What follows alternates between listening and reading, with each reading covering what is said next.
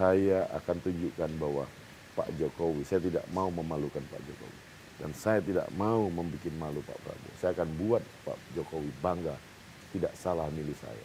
Sama halnya Pak Prabowo, tidak salah milih saya. Itu apa?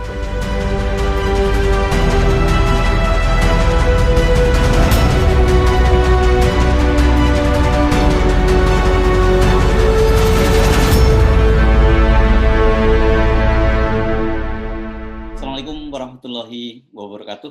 Kembali berjumpa dengan saya, Heris bin Arif dari Forum News Network. Video yang Anda saksikan tadi adalah saya ambil dari wawancara Menteri Kelautan Edi Prabowo dengan Detikcom dalam program Blak-Blakan. Dan video-video tadi itu sekarang beredar dengan sangat cepat di media sosial, dan kemudian para netizen mengingatkan Edi Prabowo betapa dia sudah membuat kecewa Jokowi maupun juga Prabowo. Edi Prabowo menjadi menteri pertama dalam kabinet Jokowi Ma'ruf yang ditangkap oleh KPK. Ini menjadi tangkapan terbesar bagi KPK setelah sekian lama mati suri. Tangkapan terbesar bukan hanya dari posisi Edi Prabowo sebagai seorang menteri, tetapi juga implikasinya secara politis sangat besar. Bagaimanapun juga, Edi adalah menteri dari Gerindra, dan dia menjadi salah satu tangan kanan Prabowo, seorang menteri yang punya portofolio penting sebagai Menteri Pertahanan, dan juga Gerindra, sebagaimana kita ketahui, merupakan partai kedua terbesar dalam kabinet Jokowi. Jadi Gerindra suaranya di DPR hanya berada di bawah PDIP yang menjadi partai utama pengusung Jokowi. Karena itulah penangkapan dari Edi Prabowo ini menjadi sangat penting dan strategis bagaimana kelangsungan kabinet Jokowi Ma'ruf, dan dalam hal ini hubungannya antara koalisi Prabowo dengan Jokowi. Dalam kegiatan tangkap tangan ini, KPK telah mengamankan 17 orang pada hari Rabu tanggal 25 November 2020 sekitar jam 00.30 waktu Indonesia Barat di beberapa tempat, yaitu di Bandar Udara Soekarno-Hatta, Depok, Tangerang Selatan, dan Bekasi, Jawa Barat. Nama-nama yang diamankan tersebut antara lain: pertama, EP selaku Menteri Kelautan dan Perikanan, kemudian 2, IRW selaku istri dari EP, 3, SAF selaku staf khusus Menteri KKP, 4, ZN selaku Dirjen Tangkap Ikan KKP, 5, YD selaku ajudan Menteri KKP, 6, YN selaku protokoler KKP. Edi Prabowo ditangkap Rabu malam di Terminal 3 Bandara Soekarno-Hatta, Tangerang, dalam sebuah operasi tangkap tangan yang dilakukan oleh KPK.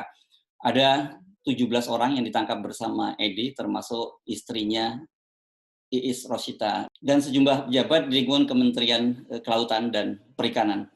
KPK melakukan operasi secara serentak di beberapa tempat di Bekasi, Depok, Tangerang Selatan, dan juga Bandara Soekarno-Hatta. Ada 17 orang yang ditangkap oleh KPK, tetapi hanya 7 orang sementara ini yang ditetapkan menjadi tersangka. Menyaksikan penangkapan Edi Prabowo, kita seperti menonton sebuah drama tragedi. Seorang anak muda yang memulai karir dari bawah dan kemudian mencapai puncak karirnya menjadi seorang anggota kabinet, dan yang terlebih penting lagi, dia menjadi tangan kanan salah satu orang terkuat di Indonesia, Prabowo Subianto. Sebagaimana dikatakan oleh Prabowo Subianto, dia merawat, mendidik, dan kemudian mendampingi Edi Prabowo sampai kemudian karir puncak ini memang luar biasa.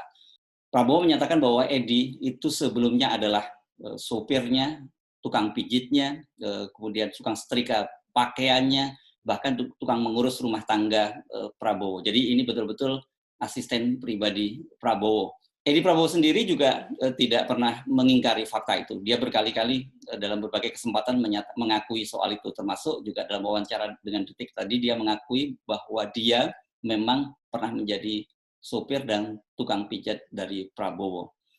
Edi Prabowo drop out dari Akademi Militer karena adanya sebuah pelanggaran, dan kemudian dia ditampung dan dirawat, dididik oleh Prabowo.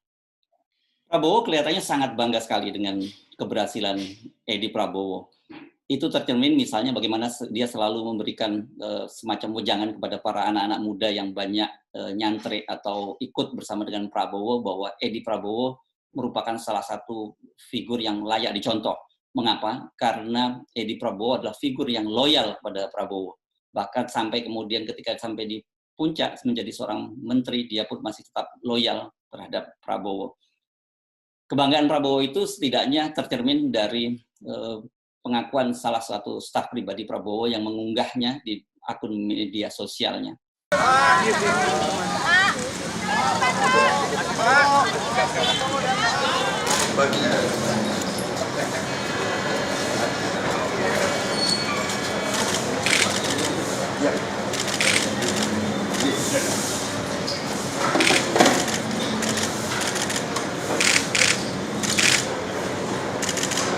Berapa? Siap. Siap. Bang Edi.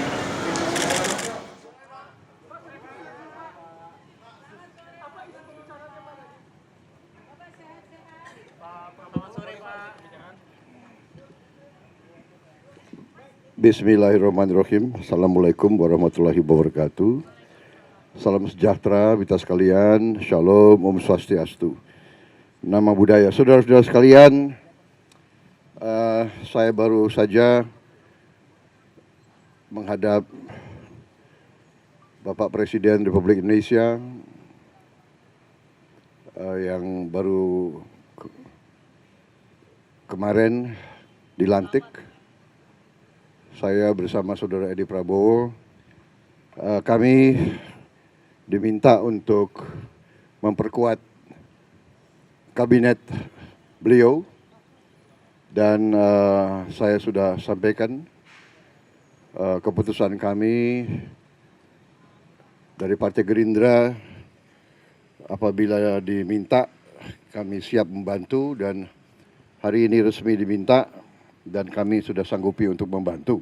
Melihat video tadi, bagaimana Prabowo bersama dengan Edi Prabowo datang ke istana mengenakan baju seragam yang sama, seragam kebesaran Gerindra, yakni atasan putih dan kemudian celana berwarna kaki, naik mobil golf bareng. Wajar saja kalau kemudian Prabowo sangat bangga kepada Edi Prabowo. Sebagai seorang guru, seorang mentor, dia pasti akan sangat bangga ketika melihat seorang anak didiknya sukses mengikuti jejak karirnya. Namun sukses Edi Prabowo tak berusia panjang. Dia hanya berada di kabinet selama 1 tahun, 1 bulan, lebih 2 hari. Dia dilantik oleh Presiden Jokowi pada tanggal 23 Oktober 2019, dan kemudian ditangkap di Bandara Soekarno-Hatta pada tanggal 25 November 2020. Yang menarik, latar belakang peristiwanya menarik. Ketika dia dilantik pada hari Rabu, tapi Rabu pada pagi, tapi ketika dia ditangkap di bandara pada Rabu dini hari. Jadi dari hari Rabu, kemudian Rabu, dan kemudian jadi dari hari Rabu dilantik dan kemudian ditangkap pada hari Rabu. Kira-kira kalau kita beri judul ini, bermula dari istana dan berakhir di bandara. Bagaimana dengan nasib Edi Prabowo?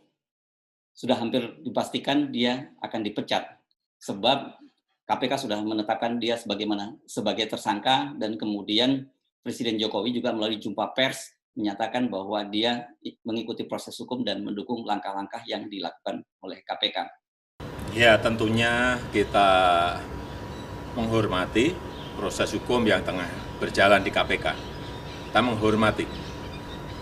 Dan saya percaya KPK bekerja transparan, terbuka, profesional. Pemerintah konsisten mendukung upaya pencegahan dan pemberantasan korupsi. Sebagaimana dijelaskan oleh KPK, Edi Prabowo menerima suap sebesar 3,4 miliar dari seorang pengusaha kargo. Dan uang itu kemudian dibelikan barang-barang mewah di Honolulu, Hawaii, Amerika Serikat. tadi malam dalam gelar perkara di depan wartawan ditunjukkan barang-barang mewah yang dibeli oleh Edi Prabowo, istri dan stafnya, antara lain berupa jam Rolex, kemudian tas Tumi, dan tas LV, dan benda-benda lain, benda-benda mewah. Nilainya sekitar 750 juta. Penegasan dari Presiden Jokowi yang tidak akan mempengaruhi dan mengikuti proses hukum yang dilakukan oleh KPK juga ditegaskan oleh Menko Polhukam Mahfud MD. Dalam jumpa persnya kemarin, Mahfud MD menyatakan mendukung langkah KPK. Artinya apa? Dari pernyataan Jokowi dan kemudian ditekankan lagi oleh Mahfud MD, selesai sudah di Prabowo. Selesai juga pesta-pesta, beli barang mewah, dan juga menikmati jabatan yang selama ini digenggamnya. Kini Edi tinggal menunggu proses hukumnya, dia harus mendekam di tahanan KPK, menunggu proses hukumnya bagaimana dan kemudian juga pengembangan kasusnya. Karena seperti dikatakan oleh Komisioner KPK, saat ini baru 7 orang yang ditetapkan menjadi tersangka, tapi kemudian yang ditangkap ada 17 termasuk istrinya. Sampai sekarang istri Edi Prabowo yang menjadi anggota Komisi 5 DPR statusnya belum ditetapkan. Tetapi kalau kita melihat penjelasan sebelumnya, dia termasuk yang ikut menikmati uang suap sebesar 3,4 miliar tadi dengan membeli tas mewah bermerek Louis Vuitton tadi.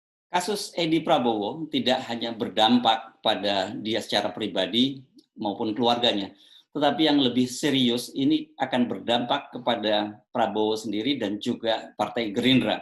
Mantan Wakil Ketua Umum Gerindra, Arief Poyono, menyatakan bahwa harapan Prabowo untuk kembali mencalonkan diri sebagai capres pada 2024 kelihatannya nyaris selesai. Mengapa? Dipastikan dengan kasus ini, maka elektabilitas Prabowo maupun Partai Gerindra akan nyungsep. Situasi Prabowo ini saya kira kalau meminjam judul buku yang pernah ditulis oleh Prabowo menjadi sangat menarik ini, yakni Paradok Indonesia. Kenapa? Karena kasus ini memang menjadi paradok bagi Prabowo. Sebelum dia di kabinet, sebelum dia di pemerintahan, dia sangat kritis terhadap pemerintahan Jokowi. Dia pernah mengutip juga sebuah buku yang mengingatkan Indonesia akan bubar pada tahun 2030. Dia juga menyebutkan bahwa korupsi di Indonesia sudah stadium 4. Nah, sekarang yang terjadi pada orang terdekatnya melakukan korupsi dalam jabatan sebagai seorang menteri. Jadi yang bubar, yang terancam tenggelam bukan Indonesia, tetapi terancam bubar adalah Partai Gerindra dan juga peluangnya untuk mencalonkan diri menjadi capres pada 2024 bisa tenggelam. Jadi sekarang kembali terpulang kepada Prabowo. Bagaimana cara dia menangani? Sebab kalau tidak tepat, bisa-bisa dampaknya memang serius seperti dikemukakan oleh Arief Poyono tadi. Sekarang netizen menagih janji Prabowo pada saat kampanye Pilpres dulu. Dia berjanji akan sangat serius memberantas korupsi, termasuk bila itu dilakukan oleh orang terdekatnya di Gerindra. Saya jamin Partai Gerindra akan melawan korupsi sampai ke akar-akarnya. Kalau ada anggota Gerindra yang korupsi, saya yang akan masukin ke penjara sendiri. Ada beberapa pilihan yang sekarang ini bisa ditempuh oleh Prabowo. Pertama, tentu saja dia harus bersikap sama seperti Presiden Jokowi maupun Mahfud MD.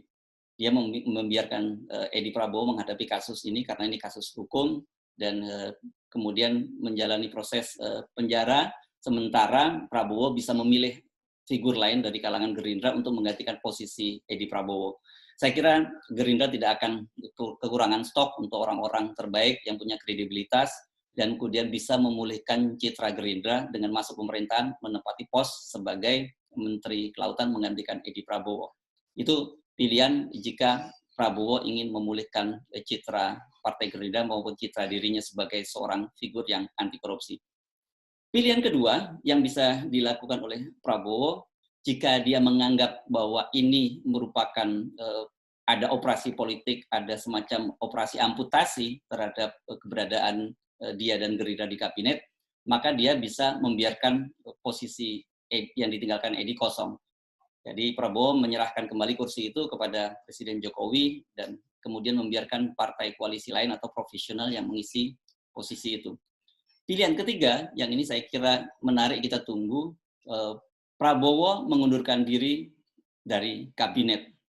Karena sejauh ini menurut orang-orang terdekat Prabowo, Prabowo sudah mengetahui kasus Edi Prabowo, dan tapi sampai saat ini belum ada keterangan resmi. Nah, kalau sampai Prabowo berani mengundurkan diri, ini setidaknya dampaknya sangat menarik. Dia menunjukkan citra sebagai tokoh yang konsisten. Jadi sekarang ini tergantung bagaimana Prabowo mengelola kasus Edi Prabowo ini. Bisa menjadi keuntungan dan bisa menjadi kerugian. Kalau dia bisa mengelola dengan baik, maka tentu saja elektabilitas Prabowo dan Partai Gerindra tetap terjaga, bahkan tidak tertutup kemungkinan naik, karena dia menunjukkan sebagai figur yang konsisten memberantas korupsi, bahkan ketika korupsi dilakukan oleh orang-orang terdekatnya, dia bisa bertindak dengan sangat keras, atau dia kemudian mengambil keputusan sebaliknya. Kita menunggu apa sikap yang akan diambil oleh Prabowo. Apakah dia kemudian bisa memilih terus bertahan di kabinet dan timbul tenggelam bersama Jokowi, atau seperti sebelumnya ketika dalam Pilpres kemarin dia berjanji akan timbul tenggelam bersama rakyat. Silakan Pak Prabowo, pilihan semua ada di tangan Anda. Saya Herzbun Arif. Assalamualaikum warahmatullahi wabarakatuh.